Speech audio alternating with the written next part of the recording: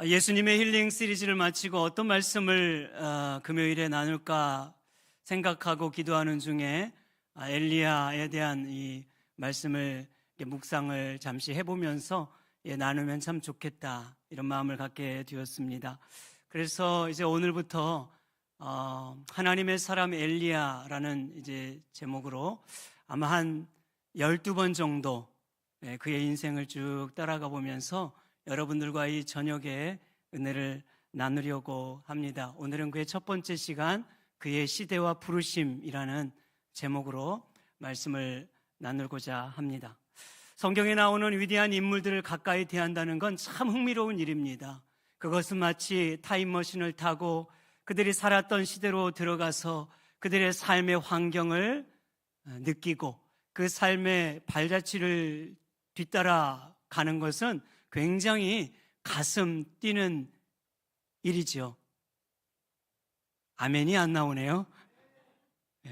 아직 타이밍을 좀 못 잡고 있었던 거죠. 이해합니다. 조금 더 시간이 필요해요, 우리가. 왜 그것이 그렇게 흥미롭고 가슴 뛰는 일인가? 그 시대가 오늘의 나의 시대로 다가오는 것이기 때문이고, 그의 사건과 그의 일이 오늘 내 삶을 투영해 보여주고 그 삶에서 그 시대에서 오늘 나의 삶을 보고 나의 인생을 보기 때문에 그런 것이지요. 이것이 우리가 인물들을 살펴볼 때 얻게 되는 유익이기도 합니다. 그러나 우리가 인물을 대할 때 경계해야 될 중요한 부분이 있어요. 그것은 그들의 대단함이 아니라는 것입니다. 그들의 인생의 배후에서 역사하시는 하나님이 주인공이라는 사실을 우리가 놓쳐서는 안 된다는 것이지요. 여러분, 성경의 주인공은 하나님이십니다. 믿으십니까? 한 사람의 위대함과 능력이라는 관점으로 보면 지극히 인간적인 영담으로 읽게 되는 거예요. 대단한 사람이다. 그것은 영담이 되는 것입니다.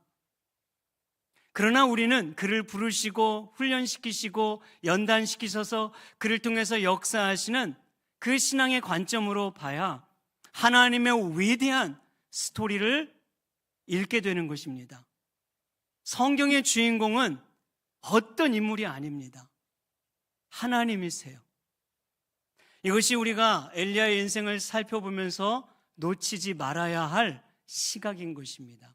이 시각을 우리가 견지하면서 앞으로 이제 엘리야의 삶을 우리가 하나하나씩 추적해 보고자 하는 것입니다. 여러분, 엘리야 하면 어떤 이미지가 떠오릅니까? 우리에게는 아주 선명한 그림들이 있지요. 엘리야 하면 죽음을 보지 않고 승천한 인물, 기도했더니 하늘에서 불이 내려 심판을 했더라. 불병거를 타고 하늘로 올라간 이런 엘리야의 아주 특출난, 아주 특별한 모습을 떠올립니다. 그래서 많은 목회자들이나 성도들이 하나님 저에게도 엘리야와 같은 불을 내려 주시옵소서 이런 기도를 하게 되는 것이죠. 물론 그 기도가 잘못된 것도 아니고 틀린 것도 아닙니다. 그러나 여러분, 우리가 엘리야 인생에서 봐야 할 것은 그의 불이 아닙니다. 불병거도 아닙니다. 그보다도 훨씬 더 하나님은 그 인생을 통해 우리에게 주시고자 하는 영적인 메시지, 깊은 메시지가 그의 인생 저변에 있다는 것을 기억해야 합니다. 오늘부터 여러분들과 함께 이 엘리야 선지자의 삶을 한 걸음 한 걸음 뒤따라가 보면서 우리는 그 하나님이 주시는 메시지를 하나하나 함께 나누는 은혜의 시간이 되기를 주님의 이름으로 축복합니다. 오늘 본문은 엘리야를 이렇게 소개하고 있습니다. 17장 1절 말씀입니다. 길리앗에 우거하는 자 중에 디셉 사람 엘리야가 아합에게 말하되 내가 섬기는 이스라엘의 하나님 여호와께서 살아계심을 두고 맹세하노니 내 말이 없으면 수년 동안 비도 이슬도 있지 아니하리라 하니라. 아멘. 선지자들 가운데 가장 비밀에 감싸여 있는 신비로운 선지자가 바로 엘리야입니다. 왜냐하면 엘리야는 어디서 태어났는지, 가족이 누구인지, 직업이 무엇인지 일체 언급하고 있지 않습니다. 일반적으로 선지자를 소개할 때는요, 그 선지자가 어느 지역에 살았더라, 혹은 누구누구의 아들이었더라 정도는 소개를 합니다. 그런데 엘리야에게 있어서는 일체 아무런 언급이 나오지 않습니다. 유일하게 엘리야에 대해서 소개하는 건 두 지역이에요. 길르앗. 근데 여러분이 길르앗이라는 지역은 굉장히 넓은 지역을 통틀어 이야기하는 그 의미입니다. 그리고 디셉 사람 이렇게 말했거든요. 그런데 여러분, 디셉이라는 이 지역은 어딘지도 잘 몰라요. 성경학자들은 디셉이라는 그 지역이 정확하게 어딘지 추정하기 다 어렵다고 그렇게 평가를 할 정도입니다. 그러면 보십시오. 엘리야라는 이 사람은 소위 배경도 없고 뿌리도 없고 족보도 없고 아무것도 없는 것처럼 밝혀지지 않은, 정말 신비의 베일에 가려진 그런 사람처럼 소개를 하고 있습니다. 그런 엘리야가 혜성처럼 반짝 등장했다가 사역을 하고 또 반짝 사라지는, 불병거타고, 그게 엘리야의 인생인 거예요. 그런 엘리야에 대해서는 성경이 침묵을 하는데, 오히려 성경이 중요하게 여기고 있는 것은 엘리야가 살았던 삶의 배경입니다. 그 배경을 굉장히 집중적으로, 그리고 렌즈를 이렇게 클로즈업 하는 것처럼 자세하게 설명을 하고 많은 이 면을 할애하고 있는 것을 알 수가 있어요. 혜성처럼 등장한 엘리야가 이제 누구를 찾아가는가? 그것이 여러분 오늘 이제 배경에 나오는 이야기인데, 바로 아합 왕이라고 이야기를 하고 있습니다. 이 아합 왕이 바로 엘리야 사역하는 그 시대의 배경의 핵심 인물인 것이죠. 자, 16장 29절 말씀 보십시오. 유다의 아사왕 제38년에 오므리의 아들 아합이 이스라엘의 왕이 되니라. 오므리의 아들 아합이 사마리아에서 22년 동안 이스라엘을 다스리니라. 아멘. 여기 보면 오므리의 아들 아합을 두 번이나 반복하고 있습니다. 오므리는 부친이고 아합은 그의 아들이에요. 이 아합의 이야기를 우리가 이해하기 위해서는 조금 더 큰 그림을 좀 살펴볼 필요가 있어요. 열왕기상 12장에 보면 다윗의 아들 솔로몬이 이제 통치를 하게 되는데, 그 솔로몬의 통치 말년에 이스라엘이 두 조각으로 나누죠. 갈라지지 않습니까? 그래서 북쪽은 북이스라엘, 남쪽은 남유다입니다. 그 북쪽 이스라엘은 19명이고 남쪽 유다의 왕들은 20명이 통치를 하게 되는데, 이 북쪽 이스라엘의 왕들 중에는 선한 왕이 한 명도 없었습니다. 권력 쟁취를 위한 피해 역사예요. 하나님을 경외하는 사람이 단 한 사람도 나오지 않을 정도로 칠흑처럼 영적으로 어두웠던 그 나라가 북이스라엘의 왕가였습니다. 그 왕 중에서, 악하기로 유명한 왕 중에서 대표적인 왕 중에 한 사람이 바로 오므리예요. 오므리 왕조입니다. 오므리 왕조가 4명이나 걸쳐서 왕위를 이어가게 돼요.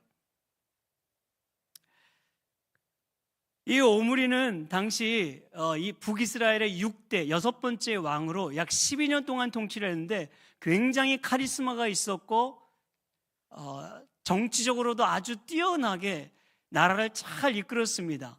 그래서 내란이 있었는데 그 내란을 다 평정시키고, 그리고 백성들에게 인정을 받고 수도도 사마리아로 옮기죠.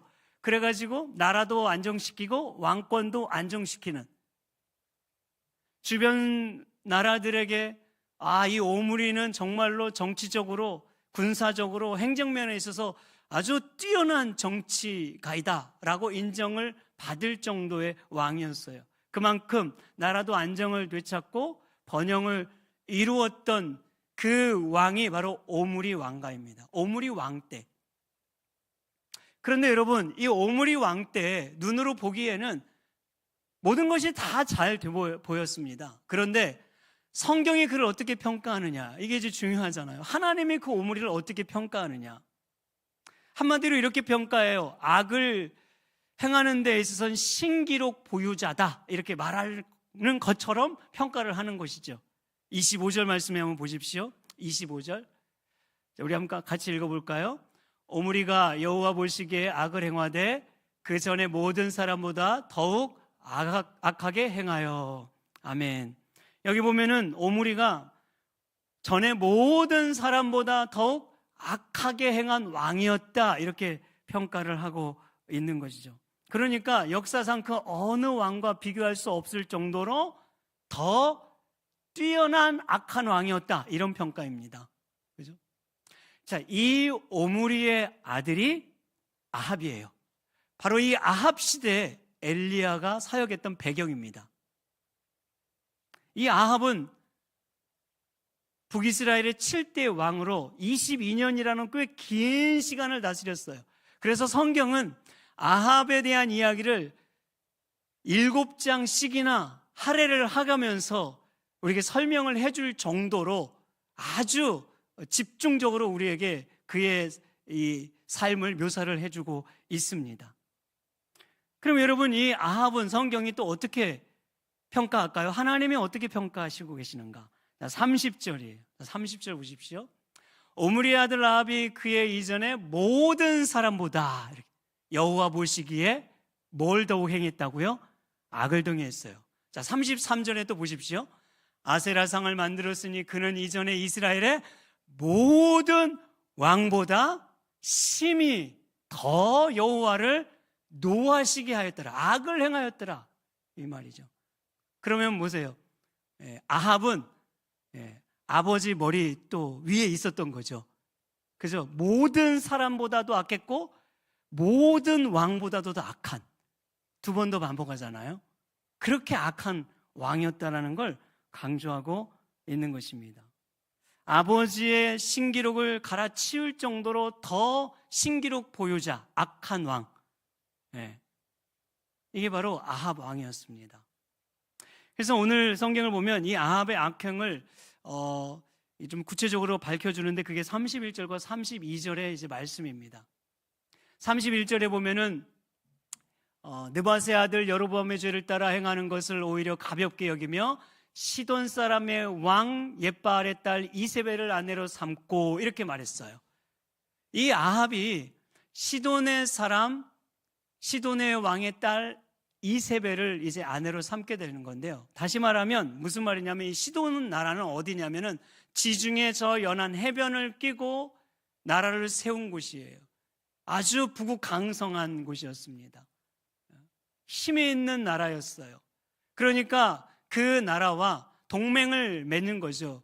동맹을 맺은 이유는 이게 이제 머리를 굴리는 건데, 힘 있는 나라와 동맹을 맺어야 어느 누구도 감히 넘볼 수가 없다고 생각을 했습니다. 그래서 시돈과 이 동맹을 맺으면서 그 공주인 딸과 이제 정략 결혼을 하게 된 거죠. 정략 결혼. 그래서 문제는 이제 뭐냐면, 이 이세벨을 아내로 데려오면서 이세벨만 오면 괜찮았을 걸 뭐랑 같이 왔을까요? 이세벨이 섬기는 우상도 같이 다 데리고 온 거예요. 자, 그래서 31절 마지막에 보면 바알을 섬겨 예배하고, 아내로 삼고 가서 바알을 섬겨 예배하고, 32절에 보면은 심지어 사마리아에 바알 신전을 떡하니 세워두고 거기에 제단을 쌓고 바알에게 예배할 수 있는 아주 멋지고 화려한 최고의 신전을 건립을 해 주었습니다. 그러니까 여러분, 오늘날로 따지면 뭐예요? 교회도 있고 옆에 불상도 세워놓고, 자, 그 옆에 이슬람 사원도 세워놨다, 그 말이죠. 그래서 기분 좋은 대로 한 번은 교회 가고, 오늘은 불상이 좀 마음에 더 드는 것 같아, 불상한테도 가고, 하루는 또 이슬람 마호메트 또 사원에 가가지고 거기서도 예배 드리고, 그렇게 했다, 그 말이에요. 우리 그 한국 사람들이 막 급하면 신이란 신이 막 다 나오잖아요. 하나님, 예수님, 천지신명 삼신할매 뭐 부처님 막 다 나온다고 하잖아요. 막 도와달라고. 그런 거와 같은 거예요. 여러분, 이들이 하나님을 모르는 백성이 아닙니다. 하나님을 다 아는 백성들이고 하나님을 믿는다고 하는 백성들인데, 그렇게 바알이라는 우상을 아주 곁에 가까이 두고 열심을 다해서 예배하고 숭배했다고 말해주고 있는 거죠. 오므리는 우상의 털을 닦았다면 바알은 그 이스라엘이 우상의 진원지가 되게 만든, 이 아합은 우상의 진원지가 되게 만든 장본인이라고 말할 수가 있는 거예요. 그런데 여러분, 이런 질문이 이제 여기서 드는 거예요. 왜 그렇게 했을까 하는 거죠. 왜 하나님을 섬긴다고 해놓고 분명 하나님의 성전도 버젓이 있는데 굳이 바알까지 데려와서 바알의 신전을 멋지게 만들어 숭배를 했던가? 여러분, 왜 그랬을까요? 여기에는 분명한 이유가 있습니다. 그 이유는 뭐냐면 시돈이 너무나 잘 살아요. 해변을 중심으로 건립된 그 나라는 무역이 왕성하게 이루어지면서 물질적인 풍요와 아주 번영을 너무나 화려하고 멋지게 이루고 있었습니다. 그래서 그것이 다 바알이 주는 복이라고 믿었어요. 바알은 여러분, 태양을 주관하는 신, 비를 주관하는 신, 그 수확을 주관하는 신으로 알려져 있습니다. 풍요를 주관하는 신이에요. 그러니까 시돈이 그렇게 잘 먹고 잘 사는 이유는 바알 신이 복을 주셨기 때문에 잘 먹고 잘 살았다는 것이에요. 그럼 보십시오. 반면 이스라엘은 어때요? 이스라엘은 이 당시만 해도 정말 힘들었어요. 외부적으로는 전쟁에 늘 위협을 받고 있었고 내부적으로는 끊임없는 내란이 일어났던 시기입니다. 먹고 사는 게 쉽지가 않았어요. 나라는 위험하고 정치는 혼란스럽고 경제는 침체하고 삶은 낙이 없었단 말이죠. 사는 것이 재미가 없었어요. 이스라엘 백성들은 내일을 기대할 수 없는 막막한 하루하루를 그렇게 살아왔단 말이죠. 긴장의 연속 속에서 살아온 것이 이스라엘 백성들이에요. 그런데 여러분, 그들이 보고 있는 저 시돈이라는 저 나라를 가만히 보니까, 동맹을 맺은 시돈이라는 저 백성들을 보니까 우리와 너무나 다르거든요. 너무 잘 산 거예요. 너무 잘 먹고 삐까뻔쩍하고 여유도 있어 보이고 막 즐기고, 거기는 비도 많이 와요. 무역이 활발하게 이루어져요. 경제적으로도 왕성합니다. 문화도 발전돼 있어요.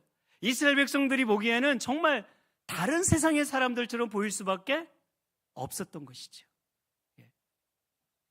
그래서 바알이라는 이 신이 더 매력적으로 다가올 수밖에 없었던 것입니다.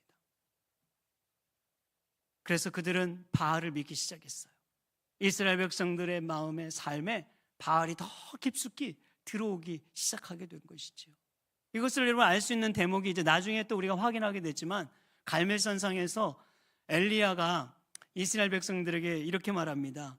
너희가 바알과 하나님의 사이에서 왜 머뭇하고 있느냐? 머뭇거리지 말고 여호와 편에 서라, 이렇게 말하는데 미동이 없어요. 여호와 편으로 와야 되는데 안 옵니다. 주저주저 한단 말이죠. 왜 그랬어요? 그만큼 그들의 삶에 깊숙이 바알 이 우상이 들어와 있었기 때문에 그런 거예요. 하나님보다도 바알이 더 진짜 가치 여겨졌고, 바알 믿어야 이렇게 복을 받는구나 라는 생각을 가지고 있었기 때문에 그렇습니다.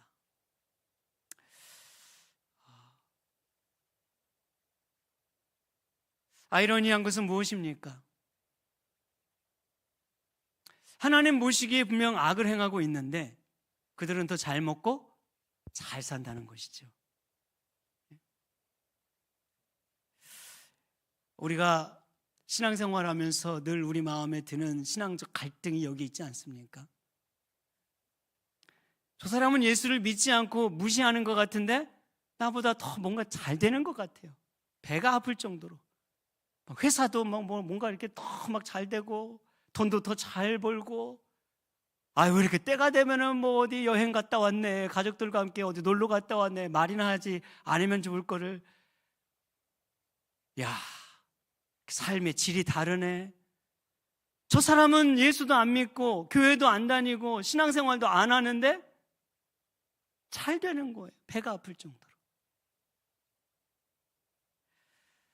자녀들은 스카이 막 대학교에 들어가요. 우리 애들은 교회 다닌다는 애들을 보면은 그렇게 막 열심히 하고 있는데도 늘 저렇게 막 1등을 하긴 하는데 뒤에서 첫 번째, 두 번째, 세 번째 하기도 하고 뭔가 직선으로 가지 못하고 돌아가는 것 같고, 뭔가 이렇게 잘 길이 안 열리는 것 같고, 더 답답하게 보일 때가 많고, 인생의 문이 좀 활짝 열렸으면 좋겠는데 열리지 않은 것 같고. 그래서 우리도 어떻게 합니까? 예배를 드려도 별 볼 일 없구나, 하나님을 믿어도 뭐 그게 그렇게 별 볼 일 없구나. 고등학교 2학년 3학년 되면 야, 교회 뭐 중요한 게 아니다, 좋은 대학교 가서 네가 원하는 대학교 간 다음에 교회 다녀도 늦지 않아. 잠깐 하나님도 그 이해해 주셔. 고3이 얼마나 그거 힘들고 바쁜 시기인데 한 자라도 공부해야지, 무슨 금요 철하고 무슨 주일 예배, 나중에 학교 가서 대학교 가서 네가 원하는 거 이루면 그때 교회 나와. 그게 전도하는 방법이야.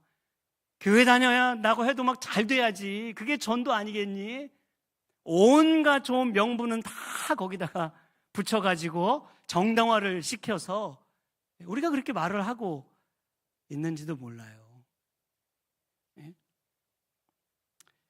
여러분, 과연 그것이 하나님이 원하시는 것일까요? 분명한 사실은 하나님은 원하시지 않습니다. 하나님은 그런 삶을 원하지 않아요. 그리스도인의 신앙인의 삶은 무엇이 되겠다가 아니고요, 하나님 앞에서 어떻게 살아야 하겠다, 이것이기 때문에 그런 거예요. doing이 아닙니다. doing. 뭘 내가 될 것이다가 아니라 being이에요. being. 내가 하나님 앞에서 어떤 존재로 살아가겠다, 어떤 존재가 되겠다, 이것을 우리는 신앙이라고 하는 것이고 믿음이라고 하는 것입니다.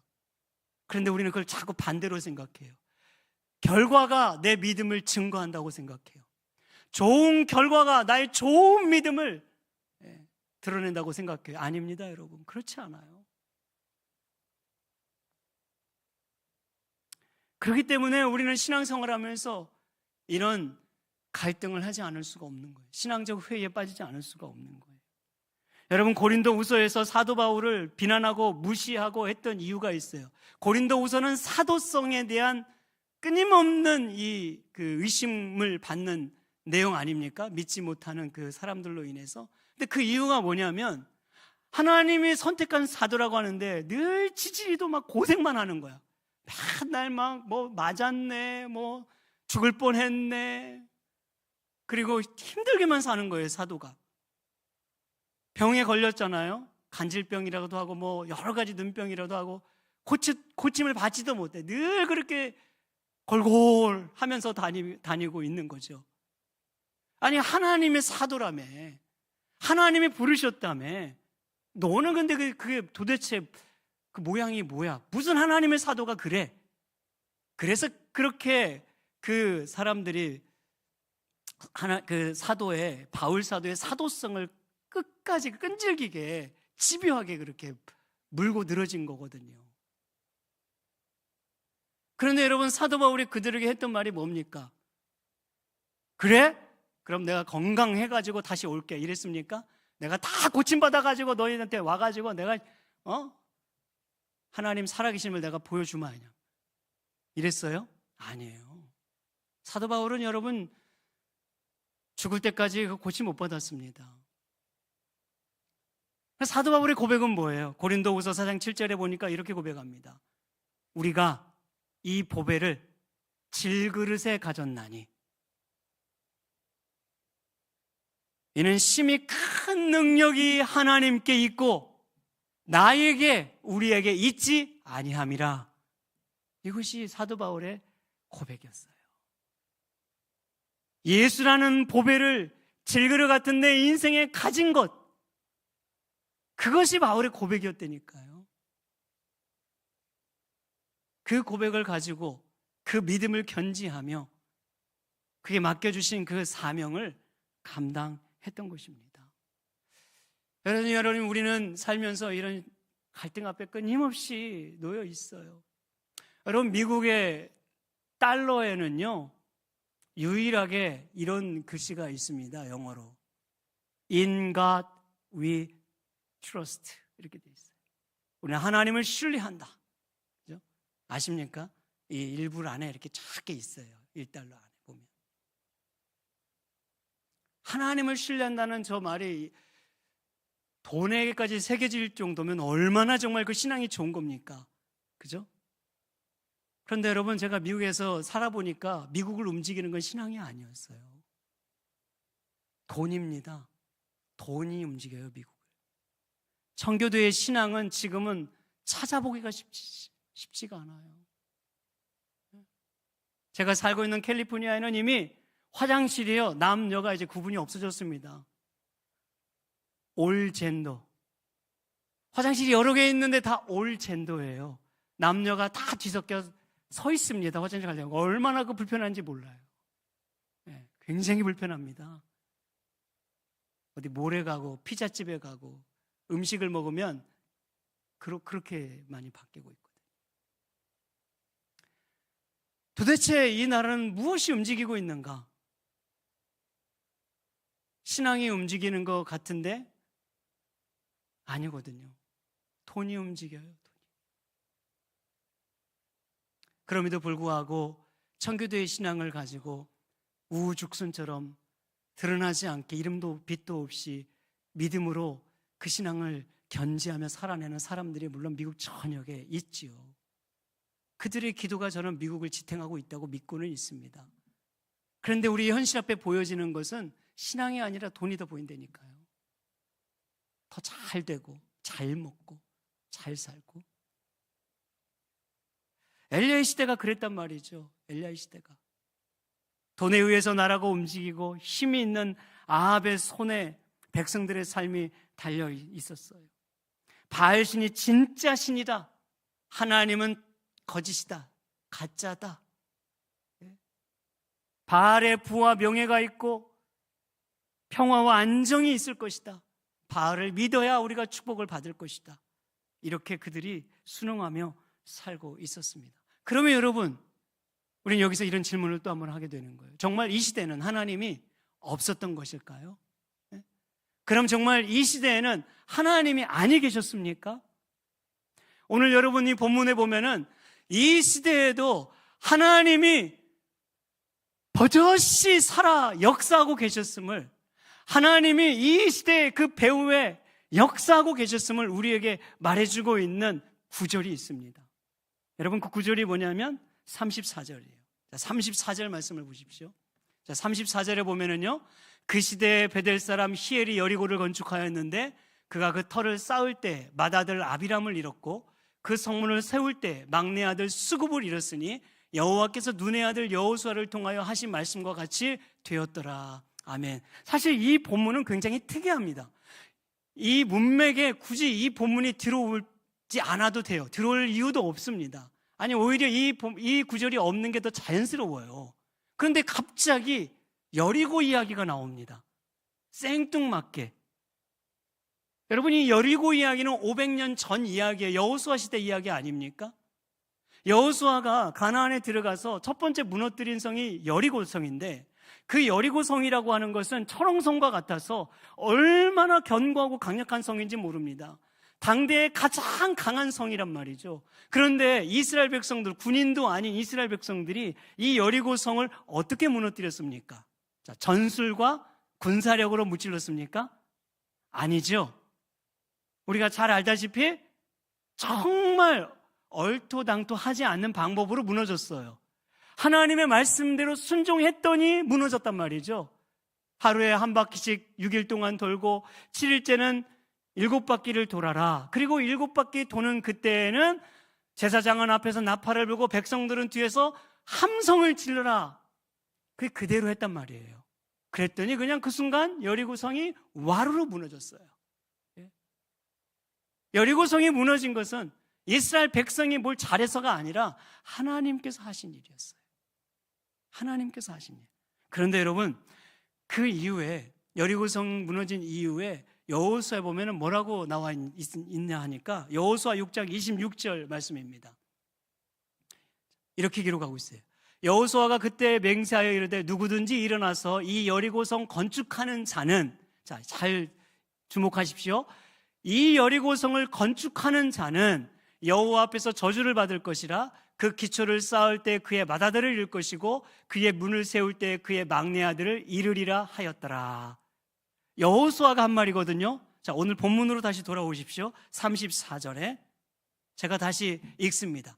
그 시대에 베델 사람 히엘이 여리고를 건축하였는데 그가 그 터를 쌓을 때 맏아들 아비람을 잃었고 그 성문을 세울 때 막내 아들 수굽을 잃었으니 여호와께서 눈의 아들 여호수아를 통하여 하신 말씀과 같이 되었더라.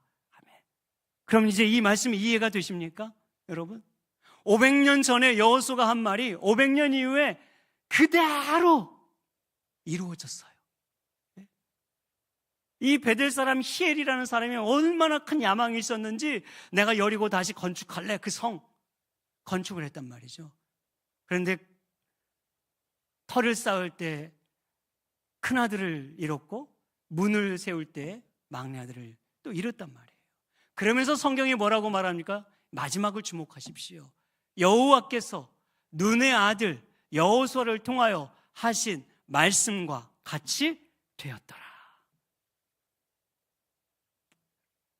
여러분, 500년 전에 하신 하나님의 약속의 말씀이 500년 이후에 그대로 하나도 변하지 않고 가감없이 성취되었다는 걸 보여주고 있는 거예요. 무슨 말입니까? 무슨 말이에요? 하나님의 말씀은 여전히 살아있다는 말이죠. 하나님이 지금 여전히 이 시대에도 역사하고 계시다는 말이에요. 그들이 생각하기에는 아합 왕이 나라의 주인 같고 바알 신이 우리를 먹고 살리는 우상의 신, 그 신처럼 여겨졌지만 그게 아니라 그 말이에요. 이 아합의 시대에도 바알을 숭배하는 그 우상의 시대에도 여전히 그 배후에 살아계신 하나님께서 그 시대를 다스리고 계셨고 그 시대에도 함께하고 계셨음을 이 말씀의 성취를 통해서 말해주고 있는 겁니다. 과연 하나님이 계신 걸까? 그럼 하나님이 당연히 계시고 말고 500년 전이나 500년 이후나 우리의 삶이 아무리 혼란 가운데 휩싸여도 우리의 인생에 아무리 힘든 일이 즐비하게 닥쳐와도 하나님은 여전히 변함없이 우리 인생에 함께하고 계신다는 걸 이 말씀을 통해서 확인시켜주고 있는 것입니다. 이제 이 말씀 이후에 한 사람 바로 엘리야를 등장시키는 거예요. 배경도 학력도 신분도 부모도 도대체 아무것도 없는 것 같은, 아무 이력이 없는, 내세울 것 없는 이 엘리야라는 무명의 한 사람을 역사의 전면에 등장시키고 있다 그 말입니다. 인간적으로 보면 주목받을 만한 것이 아무것도 없어요. 이력서에 쓸 것이 단 한 줄도 없습니다. 자랑할 거리가 하나도 없는데 바로 그 무명의 엘리야를 이 어두운 시대의 역사의 딱 정면에 내세워서 하나님이 이 엘리야를 통해서 그분의 일을 하시고 계신 것이에요. 그럼 이 엘리야가 가지고 있는, 엘리야가 하나님 앞에 내세울 것은 무엇이었겠습니까? 그것은 한 가지였어요. 유일하게 한 가지. 하나님을 향한 분명한 믿음입니다. 그래서 1절에서 엘리야를 소개하면서 엘리야에 대한 소개를 할 때 그 믿음을 세 가지로 설명을 해요. 17장 1절 말씀 다시 보십시오. 길르앗에 우거하는 자 중에 디셉 사람 엘리야가 아합에게 말하되 내가 섬기는 이스라엘의 하나님 여호와께서 살아계심을 두고 맹세하노니 내 말이 없으면 수년 동안 비도 이슬도 있지 아니하리라 하니라. 엘리야가 붙들고 있는 한 가지, 엘리야가 내세울 수 있는 것 한 가지는 뭐냐면 그는 그 하나님을 향한 믿음을 분명하게 붙들고 있었어요. 그가 섬기는 하나님, 그리고 그 이스라엘의 하나님, 그분은 지금도 살아서 역사하시는 하나님이라는 이 믿음을 가지고 있었다고 말해주고 있는 것입니다. 바알 숭배하고 그 아합이라는 그 왕궁의 앞에서, 권력의 심장부 앞에서 엘리야는 아주 담대하게 살아계신 하나님을 향한 이 신앙을 선전포고를 하듯 고백하고 있는 것입니다. 여러분, 엘리야의 뜻이 뭐냐면 나의 하나님은 여호와시다, 이런 의미예요. 그런 이름 그 의미대로 살아가고 있었습니다. 아무것도 드러낼 것 없지만 그 이름에 있는 그 신앙 고백대로 그 한 가지만을 붙잡고 살아가고 있었어요. 신약 성경에 보면 사도 베드로의 유명한 고백이 있습니다. 가이사라 빌립보에서 한 고백이죠. 너희는 나를 누구라 하느냐 할 때 많은 사람들은 엘리야라, 대단한 선지자다 이렇게 말했지만 바로 베드로는 뭐라고 말했습니까? 주는 그리스도시요 살아계신 하나님의 아들이십니다. 베드로도 똑같이 로마의 심장이라고 할 수 있는 가이사라 빌립보에서 황제의 통치를 받고 있는, 황제가 신이라고 여겨졌던 그 지역에서 바로 예수 그리스도만이 나의 주님이시라고, 살아계신 하나님이라고, 그분이 하나님의 아들이시라고 이 삼중적 신앙 고백을 엘리야와 동일하게 하고 있었던 것입니다. 여러분, 이제 말씀을 맺습니다. 많은 사람들은 우리를 향해 그렇게 말합니다. 도대체 하나님이 어디 있느냐고. 하나님이 있으면 왜 이 세상은 이 모양으로 돌아가느냐. 아니, 하나님을 믿는다면 왜 당신의 삶은 그렇게 늘 힘드냐고. 정말 하나님이 계시냐고. 살아있는 거 맞느냐고. 차라리 하나님 믿지 말고 부처를 믿고 마호메트를 믿고 힌두 신을 믿으라고 우리를 향하여 비아냥거리고 손가락질하는 사람들이 분명 있단 말이죠. 아니, 어쩌면 우리의 내면 속에 늘 가지고 있는 이 신앙적 회의일지도 모르겠습니다. 여러분, 그러나 오늘 엘리야를 통해서 우리가 알 수 있는 건 무엇입니까? 하나님은 여전히 지금도 변함없이 이 자리에 살아 계심을 믿으시길 바랍니다. 우리 교회에 함께 하심을 믿으시길 바랍니다. 여러분의 가정의 주인이심을 믿으시길 바랍니다. 이 나라의 역사가 그 하나님의 손에 있고 하나님이 운행하신다는 이 믿음을 붙드시길 바랍니다. 그 신앙을 견지하는 자를 하나님은 주목하시는 거예요. 그 신앙을 붙들고 살아가는 자를 하나님은 사용하신단 말이에요. 정말 공부만 잘하고 뛰어나서 좋은 학교 가고 좋은 데 취업하고 잘 사는 사람 하나님이 인정하는 것이 아닙니다. 기억하십시오, 청년 여러분, 중고등부 여러분, 여러분 부모님 여러분 기억하세요. 이 신앙을 붙들고 살아가는 자를 주목하시는 거예요. 하나님은 온 땅을 두루 살피며 전심으로 오늘도 하나님을 향하는 자를 찾는다고 했잖아요. 하나님을 예배하는 사람을 찾는 겁니다.